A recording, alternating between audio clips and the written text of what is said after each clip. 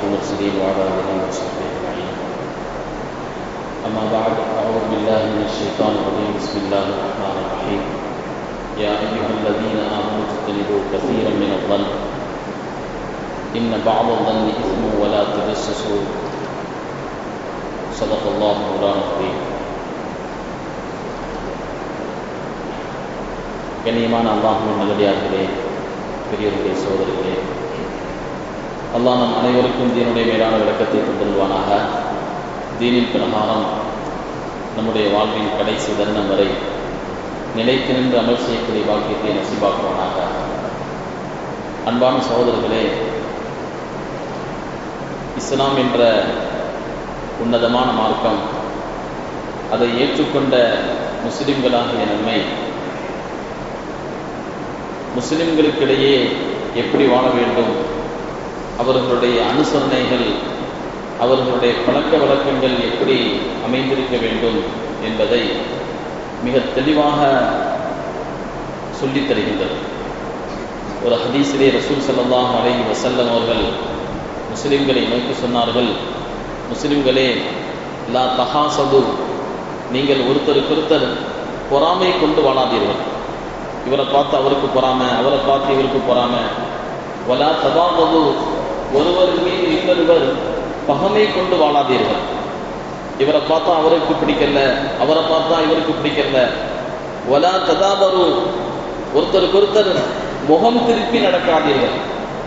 ஒருத்தரை பார்த்து புன்முறுவல் சிரித்து வாழ வேண்டுமே தவிர முகத்தை இறுக்கமாக வைத்துக் கொண்டு முகத்தை திருப்பிக் கொண்டு வாழ்வது இது முஸ்லிம்களுடைய வாழ்க்கை அல்ல.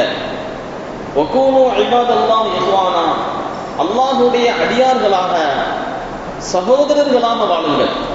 ரெண்டு பேரு அண்ணன் தம்பிகளாக இருந்தால், ஒரு தாய் தந்தைக்கு பிறந்தவர்களாக இருந்தால், எப்படி அவர்கள் தமக்கிடையே மிகுந்த சந்தோஷத்தோடு, மிகுந்த ஒரு ஒற்றுமையோடு, ஒருவருக்கொருத்தர் விட்டு கொடுத்து, ஒருவர் இன்னொருவரை பார்த்து சிரித்து அளவனாவி கொண்டு வாழ்வார்களோ, அப்படி ஒரு வாழ்க்கையை நீங்கள் வாழுங்கள் என்று ரசூல் ஸல்லல்லாஹு அலைஹி வஸல்லம் முஸ்லிம்கள் தமக்கிடையே எப்படி வாழ வேண்டும் என்று சொன்னார்கள்.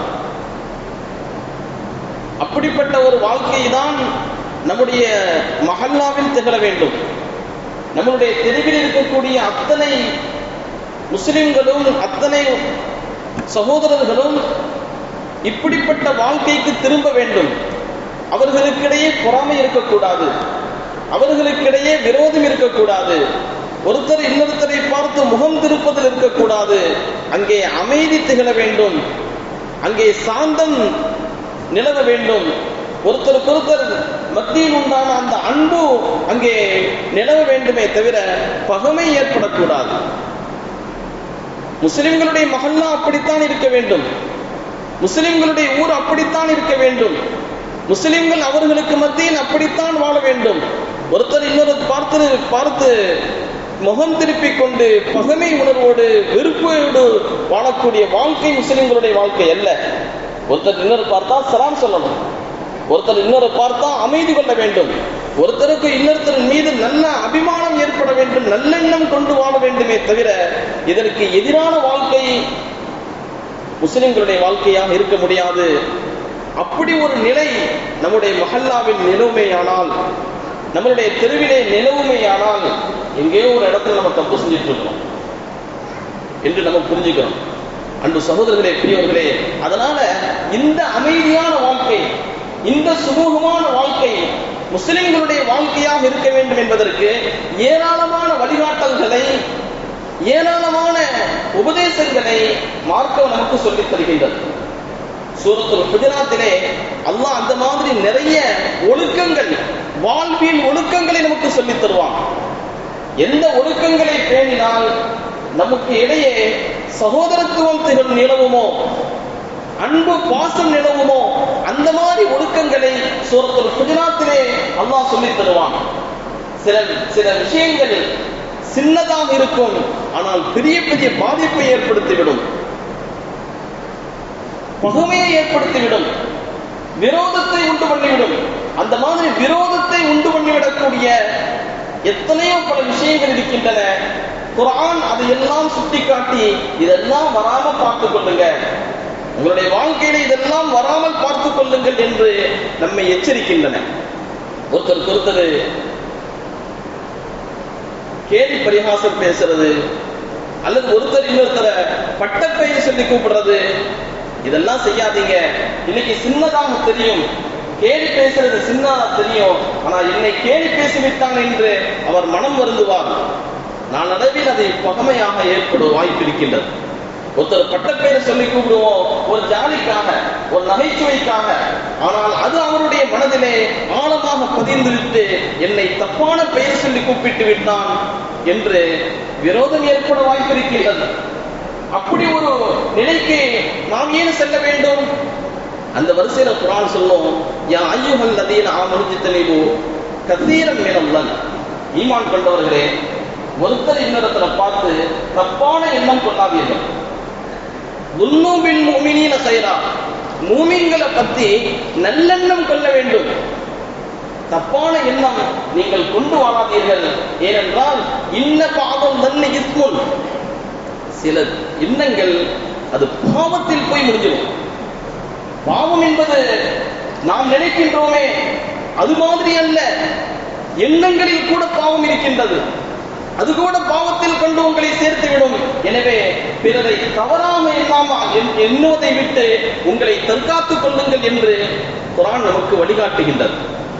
அன்பு சகோதரர்களே, பெரியவர்களே, ஒருத்தரை பார்த்து நல்லவர்னு நினைக்க, அவர் அப்படிலாம் தப்பு செஞ்சிருக்க மாட்டாரு, அவர் நல்லவர் தான் என்று அந்த எண்ணம் கொள்ள வேண்டுமே தவிர, வாய்ப்பு இருக்கின்றது இவர் தப்பு செய்வதற்கு வாய்ப்பு இருக்கின்றது, இவர் தவறானவர் தான் என்ற எந்த விதமான அடிப்படை காரணமும் இல்லாமல், தகுந்த ஆதாரம் இல்லாமல் ஒருத்தரை பத்தி தப்பா நினைப்பது, அப்படி தப்பா நினைச்சுதான் என்ன ஆகும்?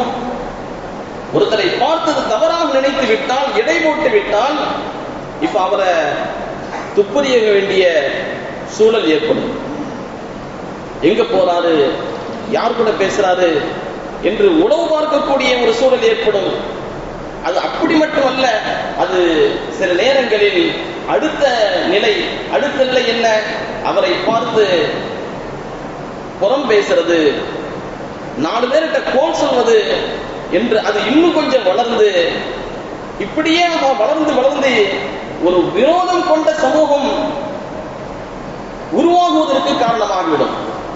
கொஞ்சம் யோசித்து பாருங்கள், ஒரு மஹல்லாவில் ஒரு 100 முஸ்லிம்கள் இருக்கின்றார்கள். ஒருத்தர் இன்னொரு பார்த்து தப்பா நினைக்கிறாங்க. இவருக்கு அவரை பார்த்து பிடிக்கல, அவருக்கு இவரை பார்த்து பிடிக்கல, இவர் அவரை பார்த்து சலாம் சொல்ல மாட்டாரு, அவர் இவரை பார்த்து சலாம் சொல்ல மாட்டாரு. அந்த மஹல்லாவில் அமைதியை பார்க்க முடியுமா? அந்த மஹல்லாவில் சகோதரத்துவத்தை பார்க்க முடியுமா? அந்த முஸ்லிம்களுக்கு இடையே ஒற்றுமையை பார்க்க முடியுமா? விரோதமும் பகைமையும் தான் அங்கே மிஞ்சும். அப்படி ஒரு நிலை முஸ்லிம் மஹல்லாவில் ஏற்படக்கூடாது என்பதைத்தான் ரசூலுல்லாஹி ஸல்லல்லாஹு அலைஹி வஸல்லம் நமக்கு சுட்டிக்காட்டி, நீங்கள் உங்களுக்கிடையே சகோதரத்துவத்தோடு வாழுங்கள் என்று சொல்லியது மட்டுமல்ல, குர்ஆனுடைய இந்த வசனம், நீங்கள் ஒருவரை பற்றி நல்லெண்ணம் கொண்டு வாழ வேண்டும், தவறான எண்ணம் கொண்டு வாழக்கூடாது என்று குர்ஆனுடைய வழிகாட்டலையும் நபி ஸல்லல்லாஹு அலைஹி வஸல்லம் சுட்டிக்காட்டினார்கள். அன்பு சகோதரர்களே, பெரியவர்களே, இந்த தவறான எண்ணம் சில நேரங்களில் நிரபராதிகளை கூட பாதிப்படைய வைத்திருக்கின்றது. தப்பு செஞ்சிருக்கிறாரு, அதனால் அவர் பாதிக்கப்பட்டிருக்கிறாரு, அதுல ஒரு அர்த்தம் இருக்கின்றது.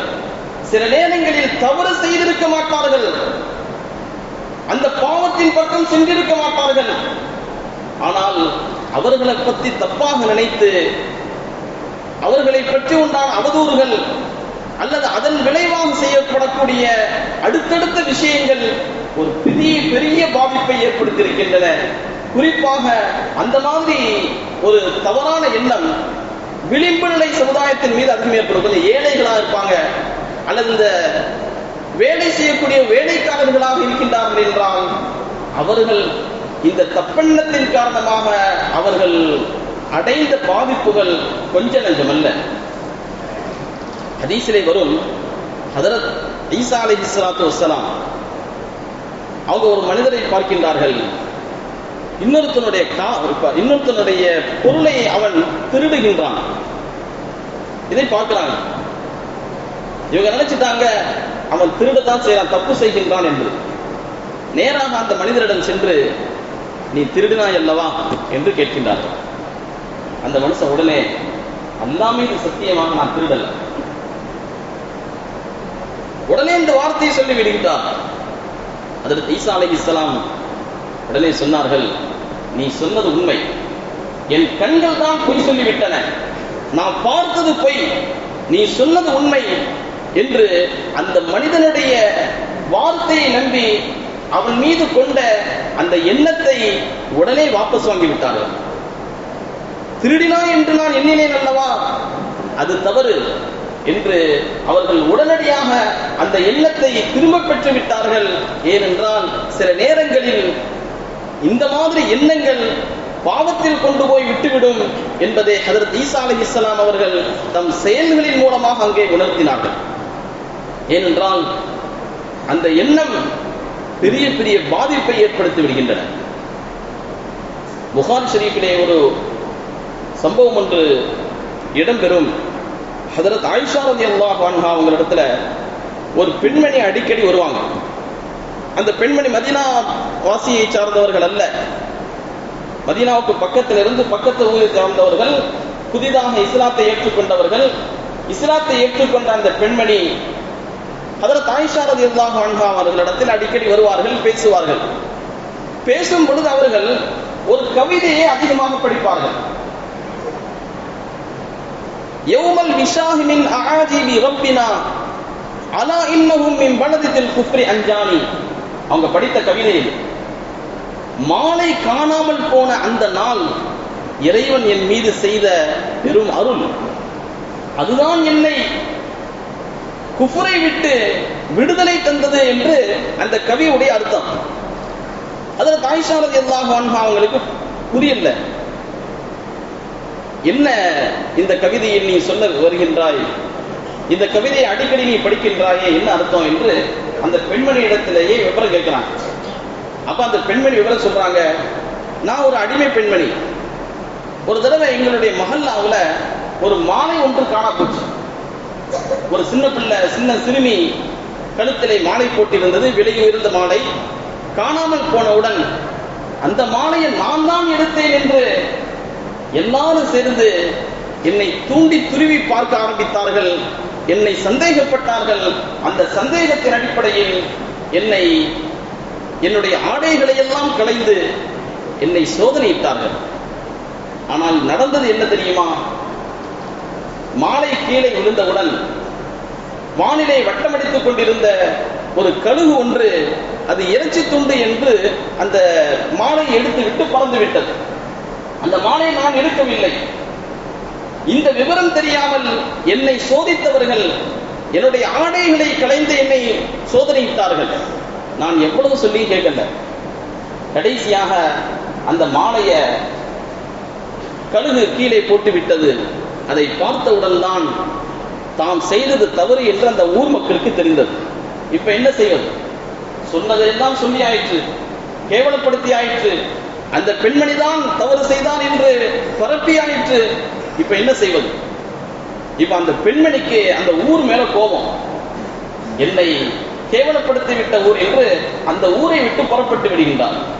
புறப்பட்டவர் வெளியே வரும் பொழுதுதான் கேள்விப்படுகின்றார், மதீனாவிலே ஒரு நபி வந்திருக்கின்றார் என்று கேள்விப்பட்டவுடன் நேராக மதீனாவுக்கு வந்து இஸ்லாத்தை ஏற்றுக்கொண்டார்.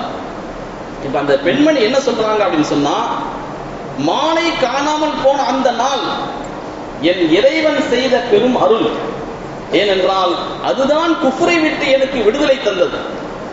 சம்பவம் நடந்தது என்னவோ மோசமான சம்பவம், அந்த சம்பவத்தின் விளைவாக நான் மதீனாவுக்கு வருவதற்கான வாய்ப்பு கிடைத்தது, இஸ்லாத்தை ஏற்றுக்கொள்வதற்கான வாய்ப்பு கிடைத்தது என்று அந்த எண்ணத்தை தான் இந்த கவியின் மூலமாக அந்த பெண்மணி படிக்கிறான்.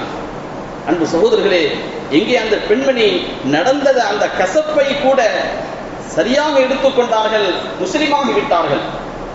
இங்கே பார்க்க வேண்டிய விஷயம் என்னவென்றால், இப்படி பாதிக்கப்பட்டவர்கள், தவறே செய்யாமல் இட்டுக்கட்டப்பட்டு பாதிக்கப்பட்டவர்கள் ஏராளம் இருக்கின்றார்கள்.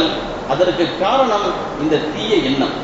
எனவே இந்த தீய எண்ணத்தை தவிர்த்து கொள்ள வேண்டும் என்பது குர்ஆனுடைய கட்டளை.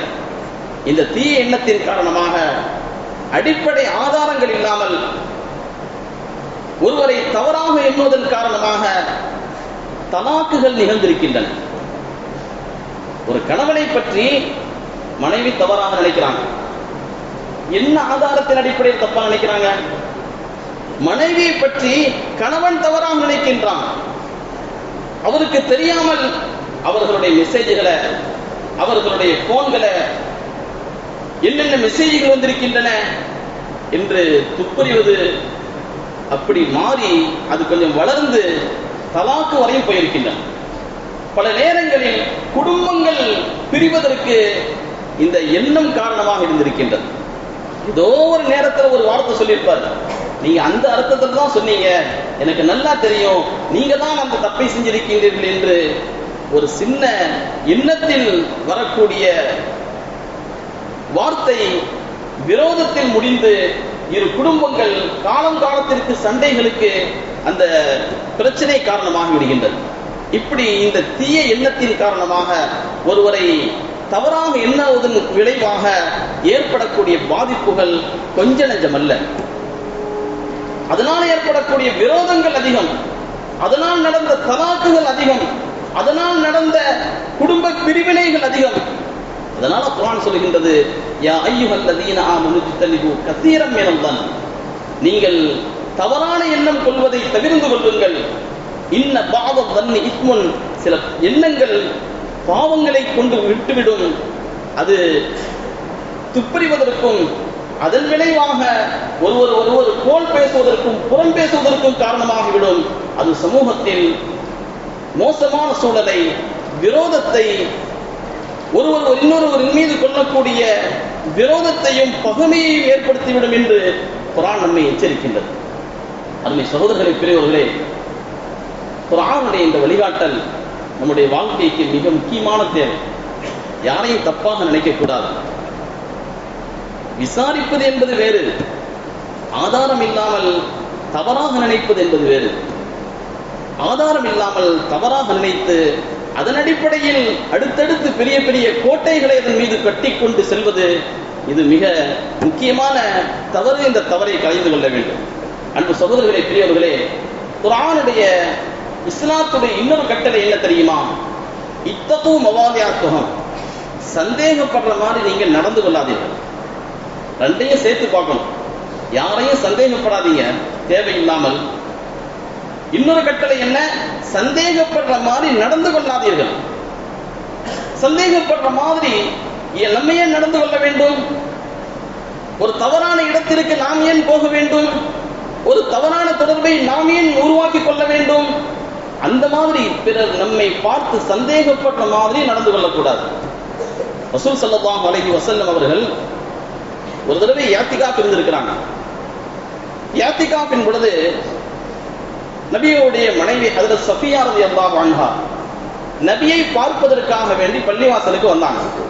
இரவு நீண்ட நேரமாகிவிட்டது. அவர்கள் நபியை சந்தித்து விட்டு வீட்டுக்கு திரும்புகின்றார்கள். திரும்பக்கூடிய தன் மனைவியை நபி ஸல்லல்லாஹு அலைஹி வஸல்லம் பள்ளிவாசல் வாசல் வரையும் போய் வழி அனுப்பி வைக்கிறாங்க. அப்ப வாசல்ல நின்று தன்னுடைய மனைவியை வழி அனுப்பி வைக்கக்கூடிய நபி ஸல்லல்லாஹு அலைஹி வஸல்லம் இரண்டு சஹாபாக்கள் அந்த பக்கமா போறாங்க. இருட்டு நேரம், யார் இவர் என்று தெரியவில்லை. இருவரும் திரும்பி திரும்பி பார்த்து விட்டு செல்கின்றார்கள். நபி ஸல்லல்லாஹு அலைஹி வஸல்லம் அந்த ரெண்டு சஹாபிகளை கூப்பிட்டாங்க, கொஞ்சம் வாங்க. வந்ததற்கு பிறகு சொன்னார்கள், வந்தவர்கள் என் மனைவி ஹஜ்ரத் ஸஃபியா. இந்த சஹாபாக்கள் அதிர்ச்சி அடைந்து விடுகின்றார்கள், யார் ரசூலுல்லாஹ், உங்களையா தப்பா நினைப்போம்?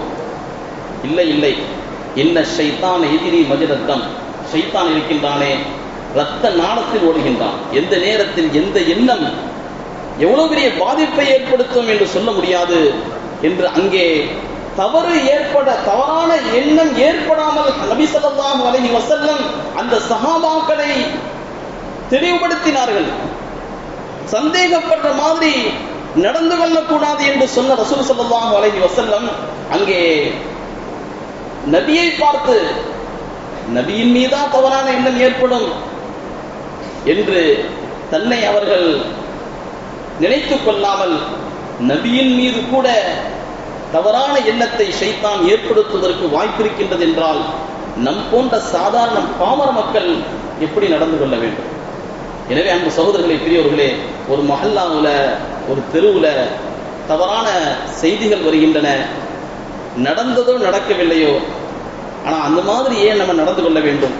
ஒரு பேச்சு வருவதை மாதிரி, ஒரு செய்தி வருவதை மாதிரி, ஒரு களங்கம் ஏற்படுற மாதிரி, குறை ஏற்படுற மாதிரி நம்முடைய நடவடிக்கைகளை வைத்துக் கொண்டால் அது கூட தவறானதுதான். அப்படிப்பட்ட இடத்தை விட்டும் தவிர்த்து கொள்ளுங்கள் என்பதும் இஸ்லாத்துடைய கட்டளை.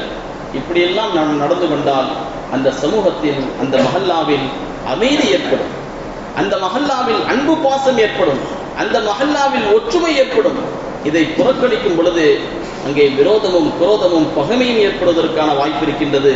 அந்த மாதிரி ஒரு சூழ்நிலைகளை விட்டு அல்லாஹ் நம் சமுதாயத்தை பாதுகாப்பானாக. மார்க்கம் என்ன போதனைகளை, என்ன ஒழுக்கங்களை, வாழ்வியல் ஒழுக்கங்களை சொல்லித் தருகின்றதோ அதன் பிரகாரம் நடந்து கொள்ளக்கூடிய பாக்கியத்தை நசீபாக்குவானாக. நீண்ட நெடிய நாட்கள் நோய் நொடி இல்லாமல் சுகத்தோடு இன்பத்தோடு வாழ்ந்து அல்லாஹ்வை நின்று வழிபட்டு வாழக்கூடிய உயர்ந்த பாக்கியத்தை அல்லாஹ் நம் எல்லோருக்கும் தந்தருள்வானாக என்ற நல்ல துவாக்களோடு உங்கள் எல்லோரின் துஆவை ஆதரவை என் வார்த்தைகளை நிறைவு செய்கின்றேன். வாசுர தஅவானா.